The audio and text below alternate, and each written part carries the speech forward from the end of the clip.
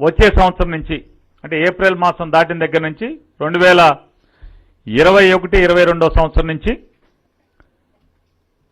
అగ్రవర్ణాల్లో ఆర్థిక వెనుకబాటుతనం కలిగినటువంటి బ్రాహ్మణ, వైశ్య, వెలమ, క్షత్రియ, కమ్మ, రెడ్డి, ముస్లిం అగ్రవర్ణాలు మరియు అగ్రవర్ణాల్లోనేటువంటి మిగతా అందరికీ కూడా ఎవరైతే పేదరికంలో ఉన్నారో వారందరికీ ఆ అక్క చెల్లెలందరికీ కూడా ప్రతి సంవత్సరం 15,000 రూపాయలు చొప్పున రాబోయే 3 సంవత్సరాల్లో వారి ఆర్థిక పరిపుష్టి కోసం సుమారుగా 670 కోట్ల రూపాయలను కేటాయిస్తూ కేబినెట్ ఆమోదించడమైనది. ఇది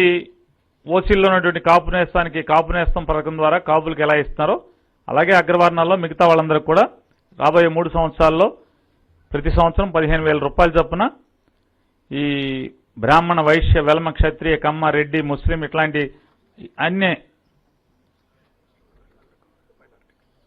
అలాగే దీంట్లో అగ్రవర్ణాలు ఎవరుంటే వాళ్ళు బీసీ సర్టిఫికేట్ రాని వాళ్ళందరికీ కానీ ఇది